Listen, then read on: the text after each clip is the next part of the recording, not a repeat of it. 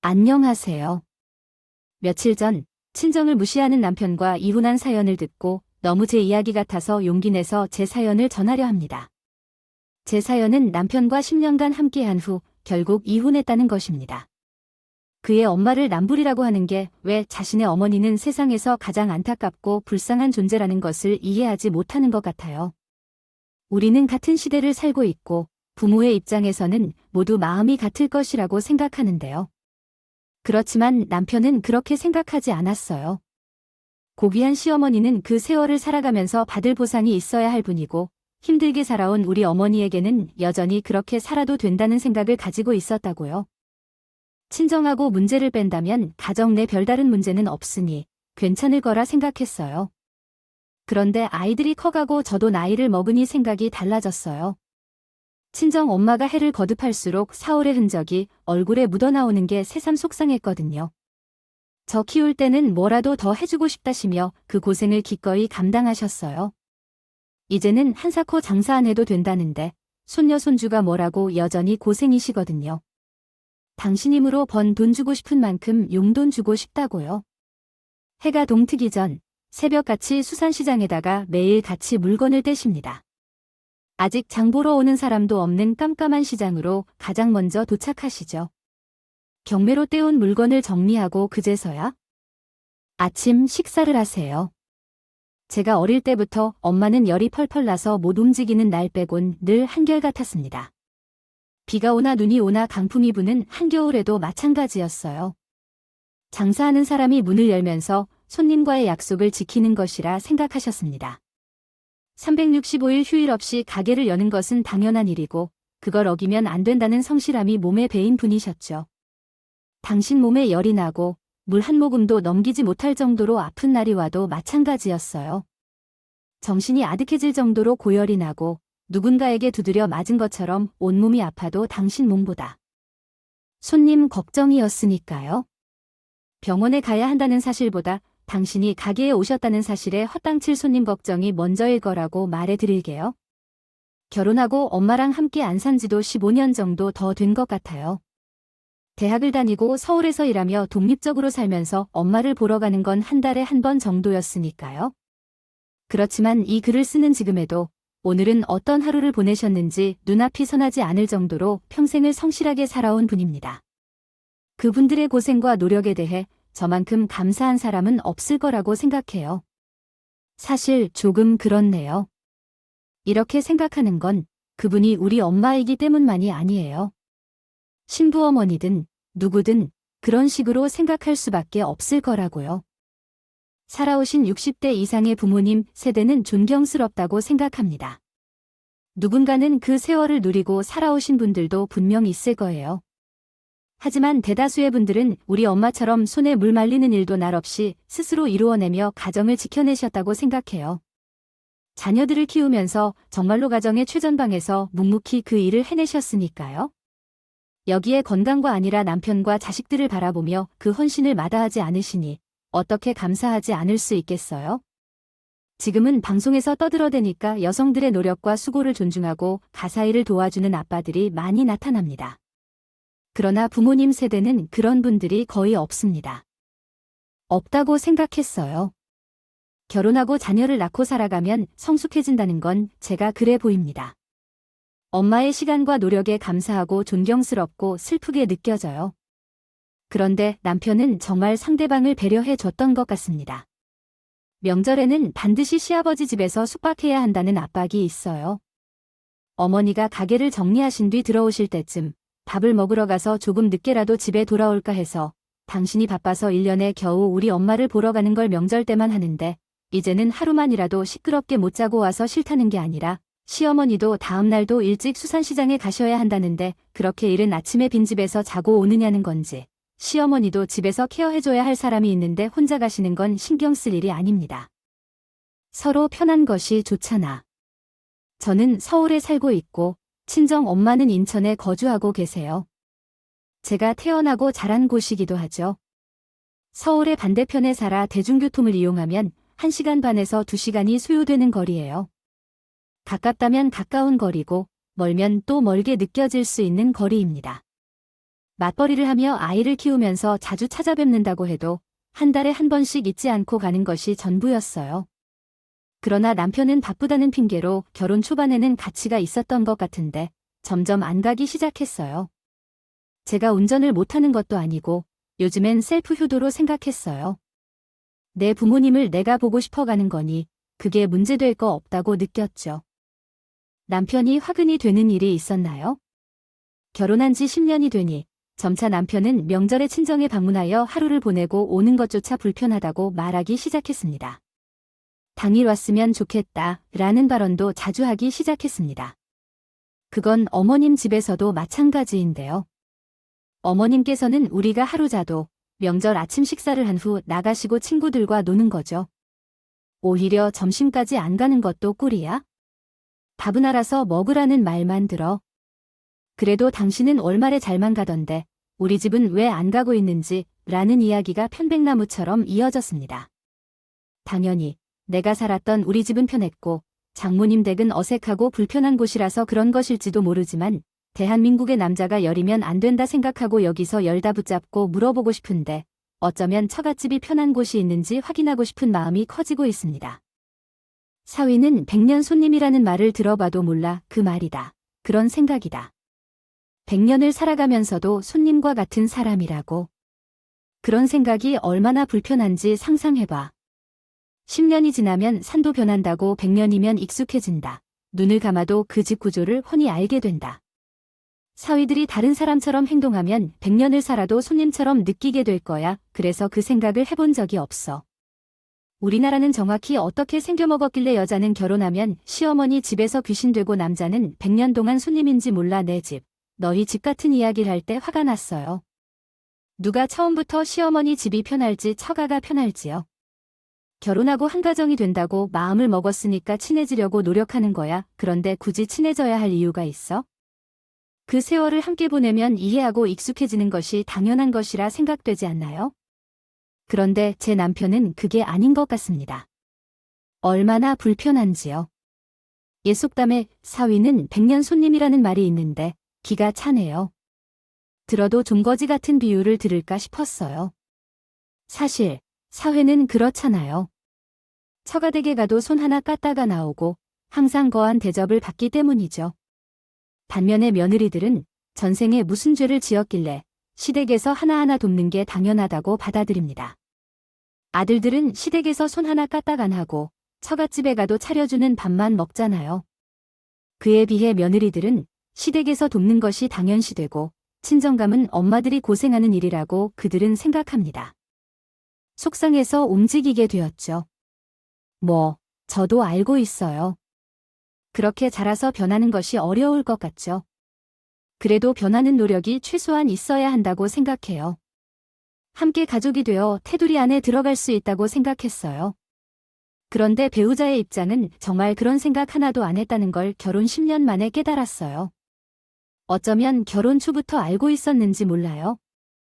살아가느라 바쁘게 아이들을 키우며 버티는 하루하루, 신경 쓰고 싶지 않다는 것이 더 정확할 수 있습니다. 그런데 이제 아이들도 어느 정도 크고 힘들게 10년을 앞만 보며 달려온 만큼 여유가 생겼어요. 술술도를 지나치는 남편의 말들이 귀에 들리고요. 거슬림이 시작되면서 그래서 따지기 시작했습니다. 남편의 말을 받아치며 왜 이렇게 예민한지에 대해 물었습니다. 진짜 이런 말은 하지 않으려고 했는데 장모님 집에 가면 생선의 비린내 때문에 하루를 자는 것도 불편합니다. 그래서 당신이 제대로 자고 오고 싶다면 장모님을 모셔서 근처 호텔을 예약해서 거기서 하루를 머물러 보는 게 어떨까요? 집도 낡아서 위풍도 심해져서 아이들도 컸는데 그 좁은 옛날 연립 건물에서의 비린내와 함께 자고 오기 싫어졌습니다. 이젠 할 수 없어요. 저녁 먹고 돌아올 테니 당신이 애들과 함께 자고 오려면 따로 자고 오세요. 무슨 말씀이신가요? 그러다가 오히려 예민한 사람처럼 취급되면서 제 마음을 상처받았어요. 그런 환경에서 자란 저는 열심히 살아서 보람을 느껴요. 서울 30평대 아파트에 살고 있지만 여전히 어렸을 때 살았던 연립주택에 엄마가 계십니다. 이사하라고 오빠와 동생이 전화를 해주고 집을 알아보고 이사를 추진했지만 엄마는 거부하셨어요. 아침 일찍 나가서 저녁에 들어오는데 집이 좋으면 뭐 하냐고 하시며 집 구입할 돈 있으면 우리 집에 써라 고 하셔요. 당신은 충분하다 고 밝게 웃으시던 분이셨습니다. 그런 친정의 엄마 사랑, 따뜻한 마음이 없고 비린내가 나며 싸구려 취급당하는 게 허망했어요. 남편이 당시 한 말을 기억하며 적어내는 중에 제가 어떤 생각으로 그런 생각을 한 사람과 함께 어떻게든 잘 살아보겠다고 10년 동안 견디어왔는지 정말 이상하다. 엄마는 시장에서 생선 가게를 하시고 손주와 손녀가 태어난 이후로는 더 하셨다. 혹시 모를 아이들의 손님으로 오기를 겁내어 할머니께서 몸에서 생선 냄새가 나지 않도록 걱정하셨는데 그 정도였다. 나가는 주말에 앞서서 3일 전부터 매일 목욕탕에 출근하시며 당시 몸에 배어있는 생선 냄새를 따라서 조금이라도 빼고 싶어 하셨던 만큼 극도로 저와 제 아이들을 생각하는 그 마음에 감사하지 않을 수 없었고 안타까웠습니다. 이러한 이유로 눈물이 날 정도였는데 우리 엄마를 남편이 무시한다는 것이 무례에 해당한다고 생각해서 그를 책망했습니다. 100번 1000번 양보하여도 그 냄새와 불편함을 참아야 했습니다. 적어도 앞으로 함께 살아가는 생각이 있었다면 말입니다. 친해지고 다른 사위들처럼 친절하게 대우받지 않기를 기대하지 않았고 단지 평범하게 명절에 하루 자고 오는 것을 항상 하던 한 일이었는데 이제는 그마저도 싫다고 분명히 드러내는 남편을 보며 제 마음도 서서히 식어갔습니다. 이렇게 대놓고 무시한다면 남편에게 저라는 존재 역시 다를 게 없다는 걸 깨달은 거예요. 마음속으로 벼르고 또 벼르고 있었습니다. 나름 10년간 같이 살아온 정이라면 정일까요? 서서히 쉬고 가는 마음 한구석에는 또 다른 생각이 자리 잡았어요. 그래, 여기서 더 이상 1000만 넘지 말자고 어쩌면 빌었는지도 모르겠어요. 걔 망나니 같은 소리를 해댔어도 엄마 앞에서 한 건 아니니 아직 아이들이 어려운 결혼이라는 족쇄를 유지하고 싶었던 것 같아요. 언성을 높여가며 한 소리를 해댔기 때문에 적어도 제 정신이 박혀있다면 나와 결혼 생활을 지속하고 싶다면 그 이상의 말은 안 할 것이라 기대했어요. 기대와는 다르게 사람의 마음은 제가 어떻게 다룰 수 없다는 사실을 깨달았어요. 그런데 그렇게 자고 싶지 않았던 그 명절이 다가오자 제가 했던 생각이 너무 순진한 것이라는 것을 깨달았죠. 어머, 이게 뭐야? 뭐긴 뭐야 소위 명품 가방이라고 하는 거네요. 엄마도 이제 명품 가방 하나쯤은 가져야 되겠죠. 아니야, 오히려 늦은 걸까요? 이번에 회사에서 성과급을 받았는데 뭘 선물하면 좋을지 고민하다가 결국 큰 용기를 내어 일시불로 샀어요. 엄마는 동네 모임에 자주 가는데 다들 중력과 명품 가방 하나씩은 들고 다닌다더라고요. 이거 에르메스 아닌가요? 1000만 원도 넘는다던데, 어머, 이렇게 비싼 거 어떻게 들고 다니지? 이렇게 말하신 엄마께 정말 감사드리고 고맙다고 해야겠어요. 아들을 잘 키워줘서 뒤늦게 호강하는 거겠죠. 명품 가방 하나에 호강호 무슨 1000만 원도 안 해 가방도 가격이 다 있더라고. 그냥 성과급 선에서 샀어요. 다른 브랜드로 고를까 했는데 요즘 에르메스를 더 명품으로 쳐준다 해서 골랐어요. 마음에 든다니 다행이에요. 명절에 시댁에 갔는데 웬 백화점 쇼핑백을 시어머님께 신랑이 내밀었습니다. 보통 명절에 백화점 한우 세트를 선물해서 그런가 싶었어요. 시어머님도 늘 익숙하게 별 생각 없이 쇼핑백에서 물건을 꺼내셨고 그런데 왜 더스트백이 나왔는지에 대해 순간 흠칫 놀란 건 저뿐만이 아니었습니다. 시어머님도 한우인가 보다 생각했는데요. 더스트백이 나오자 웬 가방인가 싶어서 놀랐는데 그 가방을 열어보니 세상에 명품 가방이 들어 있었어요. 40대 초반인 나도 예쁘게 보일 정도였죠. 검은색의 그 가방은 매일 들고 다니기에 부담스럽지 않을 정도로 적당히 크고 고급스러웠습니다. 일반적으로 명품 가방에 대한 욕심이 없었는데 그 가방을 보는 순간 예쁘다는 생각이 들었답니다. 백화점 직원의 추천으로 샀는지 아니면 정말 성과급을 받아서 고른 건지 모르지만 순간 든 생각은 센스 있게 잘 선택한 것 같았어요. 시어머님도 엄청 마음에 드는 거라도 두 눈이 있으니까요. 디자인이 중요하다. 명품이면 더 좋겠죠.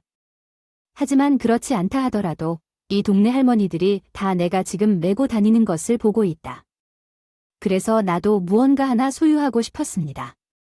생각했습니다. 그러던 중에 뜻밖에도 진짜 명품 가방이 생기는 거 아니겠습니까? 누가 알았겠어요. 그래서 오늘 내일 동네 술집에 갈 때는 반드시 그 가방을 가지고 나가야겠어요. 엄마야, 부디 들고 다니십시오. 소중히 아끼고 있는 이유로 장롱에 놓고 다니면 가방이 손상될 수도 있고 시간이 흐르면서 불필요하게 망가질 수도 있으니 꼭 들고 다니시면서 자랑해 주시길 바랍니다. 그렇게 하여야 이 가방을 우리 아들이 돈을 모아서 사준 것이라고 생각하는 사람들에게 제대로 자랑할 기회가 생길 것입니다. 명절 성과금으로 명품 가방 하나를 구입했다고 능력 있는 우리 아들이 자랑스러워할 것이다. 명절 분위기가 활기차웠습니다. 나를 포함하여 내가 한 행동이 아쉬웠을 것 같았습니다.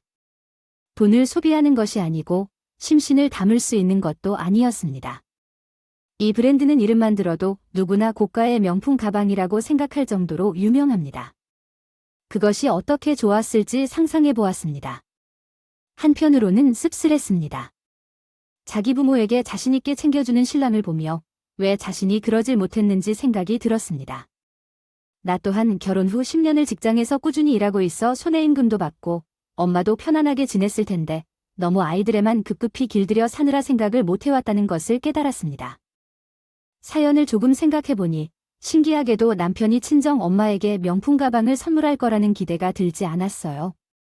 그냥 용돈이라도 넉넉히 드리고 생색제대로 내겠구나 싶었죠. 명절 전에 남편이 친정을 어떻게 생각하는지 다 들어놓고 저는 무슨 미련이 남았는지 등신같이 이런 생각을 했어요. 1,000만 원에 가까운 용돈은 아니더라도 평소에 드리던 것보다 더 챙겨주겠구나 하고 싶은 마음, 적어도 저에 대한 예의라고 생각했습니다. 창서방, 이게 어떤 봉투인가요? 별거 아닌 거지만 이번에 제가 성과급을 받아서 이 사람이 장모님께 드리는 게 아니라 저도 좀 드리고 싶어졌어요. 적지만 그래도 마음을 담았으니 맛있는. 사드세요 어머, 감동이에요. 우리 장 서방의 장모를 생각하는 마음이 이 정도일 줄 누가 알겠습니까? 그간에 바쁘다 보니 챙겨주지도 못했던 것을 항상 마음 한구석에 미안함을 느꼈었는데 이렇게 장모를 생각하는 사람이 있다니 정말 부러운 게 없어요. 명절 당일 아침을 먹고 친정으로 넘어갔습니다. 처갓집은 자고 가기 싫어하는 곳이었지만 인사를 드려야 했기에 가야 했죠. 밥을 먹고 자리에 앉았는데 남편이 친정엄마에게 봉투 하나를 내밀었습니다. 결혼한 지 10년이 되었지만 항상 명절 떡값을 제가 부담해왔는데 용돈은 별도로 주던 남편이 온 가족이 모인 자리에서 떡 한가운데 친정엄마에게 봉투를 건네주었어요. 놀라운 엄마와 다르게 나는 어느 정도 예상해 있었더군요. 한편으로는 다행이라는 생각도 들었고 말은 그렇게 해도 나를 생각하고 있다는 안도감이었던 것 같습니다. 실은 결혼 후 10년을 살면서 용돈 문제는 각 부모님 별로이었어요. 결혼하지 않았다면 용돈을 받는 것이 당연하셨을 텐데 결혼했다는 이유로 자식에게 용돈을 받은 건 마치 며느리가 사위의 눈치를 보는 것 같아서 별로라고 생각했거든요. 그래서 1,000만 원 가까이 하는 명품 가방을 남편이 저에게 말도 없이 시어머님께 사주셨을 때도 놀랍기도 했어요. 찢어지게 가난해서 못해드릴 형편은 아니니 그 정도 돈을 쓰는 것은 배우자의 눈치를 보지 말고 가끔은 해도 되는 일이라고 생각합니다. 괜찮다는 것은 내 생각이었으니까요. 어머니, 장서방이 살가운 구석은 없어도 진득함은 있잖아. 왜 얼굴이 얼만데요? 봉사 한번 열어봐. 나는 손과금을 받았는지도 몰랐는데 어머니 먼저 챙겨줄 정도만 보통 아닌 것 같은데. 에이, 뭘 그걸 여기서 보느냐고 하는 건 혼자 있을 때 보는 거야? 액수가 많으면 어떠니 조금은 어떠니 그 마음을 받는 거지. 그렇지 않나요, 장서방 씨? 맞습니다. 장모님의 사랑인 거예요. 당연히 돈이 많으면 많이 드리고 싶은 마음, 누구나 비슷해요. 장모님이 그렇게 말씀해 주시니 마음이 다 편하네요. 왜 그랬는지 모르겠는데 넉살 좋게 웃는 남편과 다르게요. 얼마나 들었는지 궁금증이 생겼습니다. 봉투를 열어달라고 했지만 엄마는 혼자서 보겠다며 결국 열지 않으셨어요. 그래서 엄마가 잠든 사이에 몰래 엄마 방으로 가서 봉투를 열어봤어요. 그 속에는 사위가 준 첫 용돈이 들어있었고 서랍 안에 봉투 속에 넣어 두었었어요. 같이 날짜도 적혀 있었고 엄마가 잠들기 전 이야기를 하며 행복해하시는 모습을 보고 어느 서랍인지 주의 깊게 살펴보았어요. 보통은 그런 것에 신경 쓰지 않는데 시어머니에게 명품 가방을 선물했으니 어느 정도 용돈을 줬을지 궁금했기 때문이죠. 그래서 마음속으로 내심 100만 원쯤 넣어놓은 것 같다고 생각했습니다. 싶은 마음이 들었지만 동시에 걱정이 되었어요. 봉투가 얇았기 때문에 쓰기 번거롭게 수표일이 없고 대충 얼마인지 엄마가 잠들기까지 머릿속이 복잡했죠.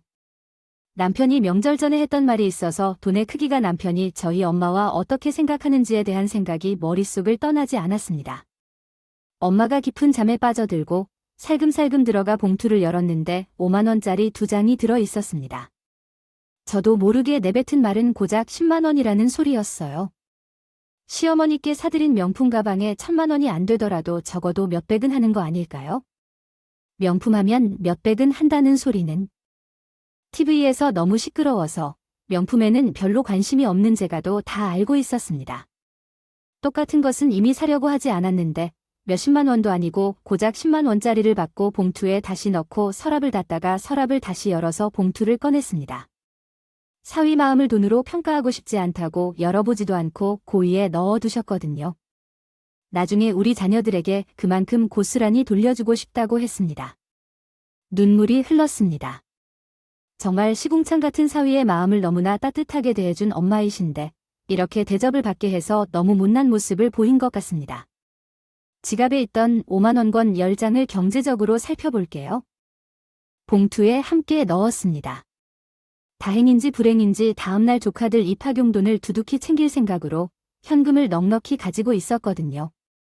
돈을 봉투에 넣고 사람을 닫고 조용히 나왔습니다. 생각이 복잡했어요.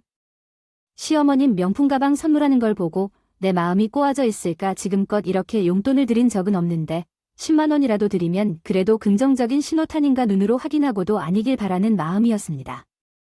판도라의 상자를 열어버리면 제 가슴이 너무 아플 것 같았거든요.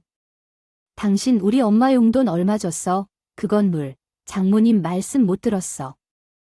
마음이지. 돈이 얼마나 중요한지가 중요한 게 아니야? 그렇잖아. 시어머님은 그동안 키워주셔서 감사하다고 명품 가방을 일시불로 선물해 주셨잖아. 그럼 대체 마누라를 키워주신 장모님께는 얼마를 드렸을까?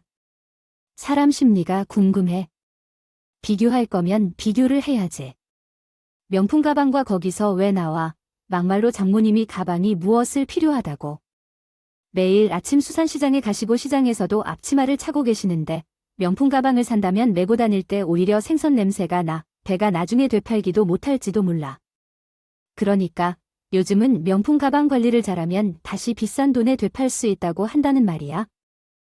장모님은 메고 다니지도 못해. 보관해도 냄새가 배어 다시 되팔지도 못해. 가방이 왜 필요한 거지? 현금이 최고야. 돈 버시려고 아직도 시장에서 고생하시는 거 아니야? 형님, 처제, 그리고 당신까지 강력하게 말해서 일을 이제 못하시게 해. 나한테 그런 말 하지 말고. 머리를 한 대 띵 맞은 느낌이었어요. 순간 정신이 아득해졌어요. 지금까지 나랑 살면서 부대 끼고 살아온 사람이 입에서 나온 소리가 막장 스토리에서 듣던 말이니까요. 그 생선 냄새로 오빠도 저도 그 동생도 키우셨는데 그 생선 냄새로 증권, 우리 경식이 경조대 때로부터 매년 용돈 두둑히 챙겨주셨는데 이렇게 무시당하는 냄새구나 싶으면서 이를 악물게 만들었습니다. 시어머님은 형편이 그나마 나아서 평생을 가정주부로 살아오셨어요. 시아버님이 벌어다 주시는 돈으로 가정을 꾸리셨죠.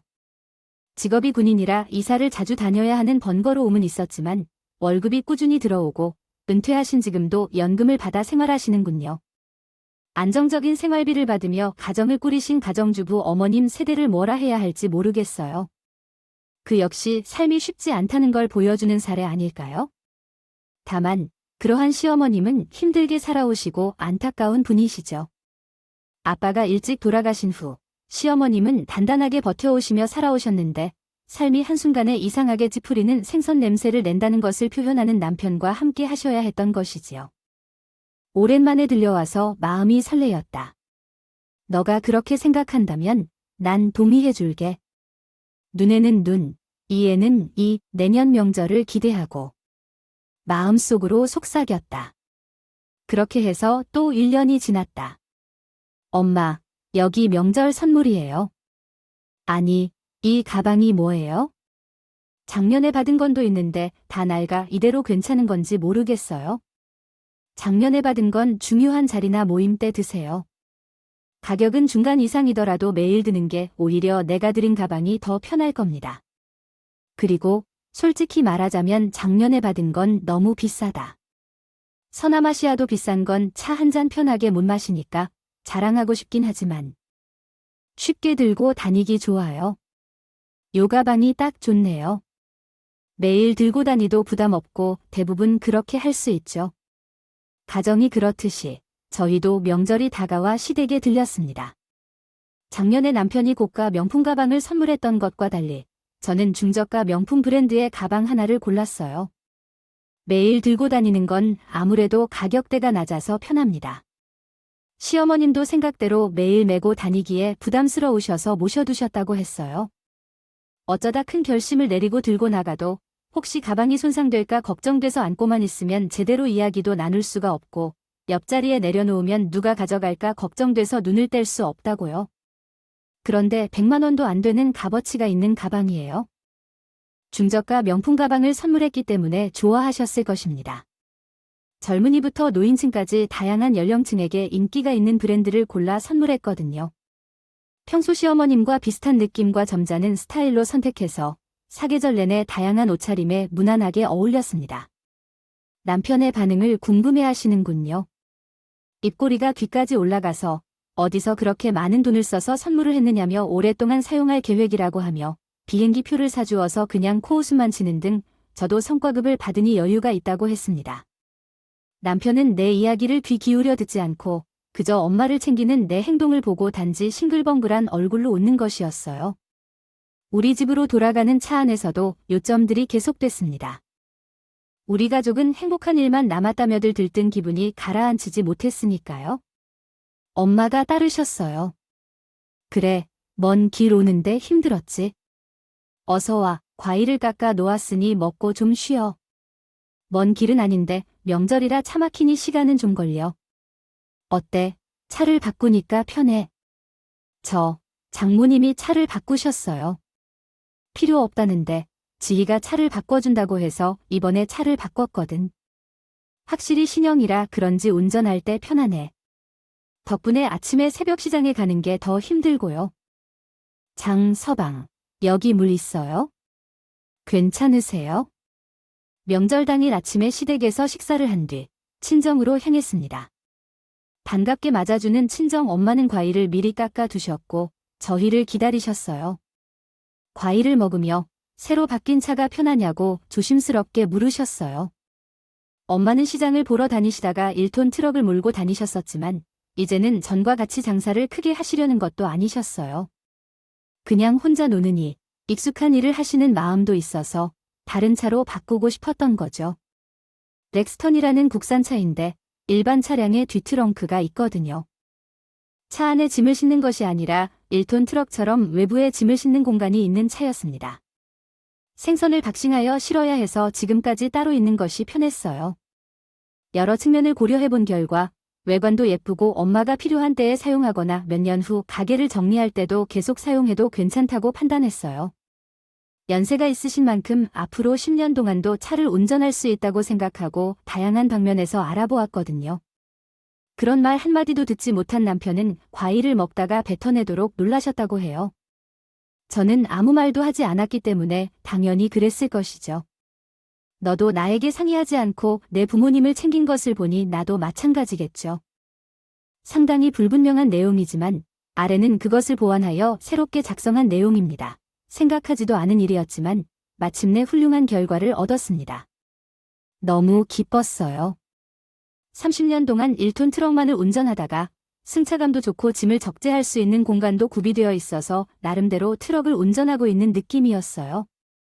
게다가 차체의 디자인이 아름다워서 아침에 새벽 시장에 가는 것마다 마음이 설레었습니다. 그런데 이것이 뼈 없는 사람의 일일까요? 예전에는 어떤 것을 해도 싫다고 하던 엄마가 새로운 트럭을 보고 해맑게 웃었던 것 같아서 놀랐습니다. 새벽 시장에서 물건을 사러 가야 할 때 당연히 트럭만을 고려하였겠죠. 승차감도 좋고 짐도 실 수 있는 차가 있으면 어땠을까요? 제가 항상 지나가는 차를 보며 몰고 다닌다는 생각은 전혀 없었죠. 하지만 결국 그 트럭을 운전하게 될 줄은 몰랐어요. 그저 연신 감탄할 뿐이었죠. 몇 년 전에 사업을 정리하려고 생각을 했는데 아까워서 더 해야겠다고 하신 정도였죠.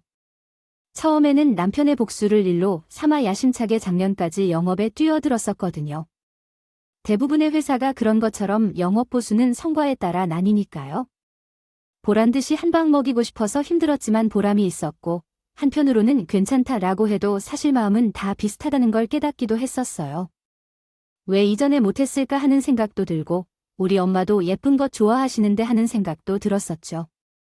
당신이 너무한 걸까? 어떻게 장모님은 3천만 원이 넘는 새 차를 사주시고 우리 엄마는 100만 원도 안 되는 중저가 브랜드 가방을 사주시는 걸까? 차별을 하는 것도 너무한 거 아닌가요? 선물은 정도가 있어야 하지요. 처갓집에 가서는 천불이라도 죽는 줄 알았어요. 그래도 내가 당신이라서 창피하지 않게 장모님이 계신 곳에서 큰 소리를 지르지 않아서 우리 엄마한테 더 뭐라도 해야 하는 건 아니냐고 생각해요. 사람은 양심이 있으면 똑같지는 않아도 비슷하게 행동해야죠. 3천만 원대에 100만 원이라니 이게 너무한 일 아니겠어요? 당신이 입이 있는 것 같으면 말해봐. 왜 듣기만 하고 있는 거야? 설마 내가 아무 소리도 하지 않고 그냥 지나친다고 생각했을 리 없잖아요. 작년에 1,000만 원 가까운 엄마 가방을 선물한 것 때문에 복수한 거라고 생각하나요? 아니죠. 당신이 그렇게 속이 좁고 생각 없는 사람은 아니잖아요. 문제는 찬이 집으로 돌아올 때 차에 올라탄 순간부터였습니다. 신랑이 언성을 높여 말해보라고 요구했는데 얼마나 시어머님을 우습게 알아야 친정 엄마에게 3천만 원을 넘는 새 차를 사주면서 100만 원도 안 되는 가방을 사면서 다시 살아나냐고 목을 세우며 나를 탓하고 놀더라고 해요. 그 모습이 너무 우스워서 대꾸할 가치를 못 느끼고 남편을 놀리며 바라보고 있었더니 꿀먹은 벙어리처럼 뭘 하는 건데라며 비난했어요. 가만히 지나칠 줄 알았지만 논란을 피해 나는 말이 없고 미안해하면서 오히려 빈정거렸어요. 작년에는 시어머니께 1,000만 원 가까이 하는 명품 가방을 선물하고 용돈을 드렸다가 소리 지를 거라고 생생히 언급했었지요. 10만 원을 넣어도 생색내던 것 하나도 기억이 나지 않는 것 같았습니다. 무슨 말인가요? 당연히 복수요. 말씀하신 대로 내가 속이 좁은 사람도 아닌데요. 부모님이 여전히 계셔서 얼마나 더 계셔야 하는데요. 각자 집에 먹고 살 수 있는 범위 내에서 어느 정도 해주기로 한 게 사실이에요. 우리도 1년 2년도 아니고 세상이 변한 게 없는데 오히려 예민하게 행동하는 건 당신이 아니잖아요. 어째서 일이 이렇게 되지 않지? 3천만 원은 누구의 집 이름도 아니고 성과급이 많이 나오지도 않잖아요. 이런 경우가 잘못된 거죠. 진짜 조용히 넘어갈 줄 알았어요. 대체 무슨 생각인가요? 성과급이 얼마인가요? 정상인데 왜 이러는 건가요? 당시 내 능력을 한정짓고 그래 내가 우리 엄마에게 성과급으로 차 한 대를 뽑아주려고 작년 안에 얼마나 악물고 버텼는데 당신 돈 들어간 건 아니고 월급으로 손댄 것도 아니고 당신처럼 노력한 대가로 추가로 받은 돈을 내 부모님께 줬다는데 당신이 오히려 금액을 운운하면 따지고 드는 거 아니야? 막말로 난 비율도 딱 적당하게 드린 것 같은데 어머님 가방은 800만 원으로 알고 있는데 왜 아니야? 어머님을 위해 800만 원 가방을 사드리면서 우리 엄마에게 10만 원 용돈을 주고 생색 더럽게 낼 때는 이런 생각 하나도 안 했나 봐. 800대 1도 아니고 80대 1의 비율이면 100만 원 가방도 후한 거 아니야? 5천만 원을 썼어도 계산하기 쉽게 60만 원을 조금 넘게 썼어. 당신이 말한 대로 3천차를 사고 시어머니에게 100만 원짜리 가방을 선물했으면 좀 후하게 느껴질 텐데 왜 아니지? 최소한 어머님은 며느리가 중요하다고 판단할 만한 명품이라도 사줬다고 어디 가서 예의조차 내지 않겠나? 우리 엄마한테 어디 가서 용돈 10만 원이라도 줬다고 말해줄지도 모르는데. 그리고 당신처럼 막말을 하는 것은 나도 해야겠어. 어머님, 운전면허조차 없는데 좋은 차를 가지고 있으면 어디 전시장이라도 가게 해주던가 아니면 집 앞에 세워두고 커피를 마시는 것처럼 차 안에서 앉아 차라도 마실 수 있게 해주던가. 그게 왜 필요한 거지? 동네에서 들고 다니실 가방만 있으면 되는 거 아니야? 왜 그렇게 욕심을 부려? 당신의 말대로 엄마는 가방 대신 차가 필요해서 선물 받았어요. 그렇게 열지 마세요. 진짜 운전면허가 없으신 시어머니께서 항상 차를 봐주시고 같이 다니셔서 운전할 일이 없으셨거든요. 이렇게 말하면 시어머니께서 무슨 악의가 있다고 느낄 것 같아요. 그러나 오해하지 마세요. 그런 것 전혀 아닙니다. 오히려 시어머니는 평범하세요. 이혼까지 결심한 이유는 시어머니의 집안이라 제가 가진 사고방식과 같은 남편 때문이었습니다. 1년 전에 남편이 제를 따라 하듯 제게 똑같이 하도록 적용했습니다. 1년 동안 기다리다가 별이 떨어지었는데요. 우리 엄마는 명품 가방만 입고 메고 다닐 곳이 없어서 필요 없다고 생각했거든요. 운전면허가 없는 시어머니는 좋은 차는 있어도 운전을 할 수 없으니 필요 없는 거 아니냐고 했어요. 그래서 남편은 속이 타고 답답해서 죽는 것처럼 화를 냈거든요. 못 봤던 일이었는데 그러니까 속물이라고 했어요. 그래서 성과급 명세서를 제출하라며 3천만 원 이상의 성과급을 주는 회사가 어디 있냐며 화를 내기 시작했거든요. 그래서 통장 사용 내역서와 이혼 서류를 날렸어요. 모든 일이 무엇을 보고 그랬냐. 성과급으로 명품 가방을 샀다며 목에 힘을 줬다가 몇 500도 안 되는 돈을 성과금으로 받았어요. 500만 원을 받아 어머니에게 명품을 사달라 하면서 이런 것들은 내가 알 것이라고 생각했었지만 이혼 사유로 인식되는 건 몰랐어. 멍청한 너 덕분에 이혼이 정말 쉽게 될 것 같아. 능력이 그거밖에 안 되니까 500만 원도 성과급으로 못 받는 거야? 엄마의 차를 바꾸는 정도로만 한정 짓는데 10배 비교를 해야지. 상상의 끝이 그 정도야? 제대로 비웃고 무시하며 이혼했습니다. 하늘이 1년간 제 편이라 이혼을 해야 한다고 계속 말했고 계약마다 모두 성사되었어요. 처음에는 당황스러웠지만 시간이 지나니 자랑스러웠어요. 그러나 시간이 지나니 약간 의욕이 떨어지더라고요. 두려워지기 시작했어요. 대체 어떤 일이 벌어지려고 이렇게 승승장구하고 싶었거든요. 아마 본능적으로 알아차렸던 것 같아요. 이 결혼 생활도 얼마 남지 않았다는 거에 대해서 남편은 이혼 사유가 될 일 없다고 약속했죠. 그래서 그랬던 거죠. 소송 걸려고 해도 그건 안 하라고요. 더는 살 마음이 없으니 몇 년이 걸려도 너라는 인간하고 갈라선다 했습니다. 그러다 더 이상 억지로 하고 싶지도 않아서 사인해서 이혼 서류를 보내왔어요. 그 과정에서 아이들에게 미안한 마음이 들었죠. 아이들은 제가 이혼하려는 이유를 알 것 같으면서도 아직 어리고요. 당연하고도 불안해하는 것은 당사자가 아니라 지금 이야기하는 사람이 불안해하는 건 당연합니다. 어쨌든 여기까지가 제 이야기입니다. 작년 추석 이후에 벌어진 일이고 합의 이혼을 통해 모든 것을 정리한 지 이제 한 달도 채 안 되었으니 나름 따끈한 이야기라고 할 수 있죠. 지금은 저와 남편이 주고받은 내막을 아이들에게 밝히지 못했지만 그 사연이 소개되면 링크를 저장해두고 아이들이 중학교나 고등학교에 가면 들려주려 합니다. 그리고 내 부모가 소중한 것을 알게 되면 다른 사람의 부모도 소중하고 고마운 것을 알고 자랐으면 한다는 말도 덧붙이고 싶습니다. 요즘 저는 엄마가 살 아파트를 알아보고 있습니다. 차를 바꿔준 후에 괜찮다는 말은 정말 괜찮은 게 아니라는 것을 사단이 나고 나서 깨달았거든요. 시장과 가깝고 제가 있고 아이들이 가끔 놀러오거나 자고 와도 편안한 아파트로 이사시키려고 해요. 엄마도 새 아파트를 사셨고 괜찮다고 하실 거예요. 하루 이틀 지내면 또 행복해 하실 것 같아요. 그래서 제 마음도 벌써부터 따뜻해지고 있어요. 슬픈 일이 있으면 행복한 일도 있으니까 이제는 행복한 일만 기다리고 있겠죠. 많은 응원을 부탁드립니다.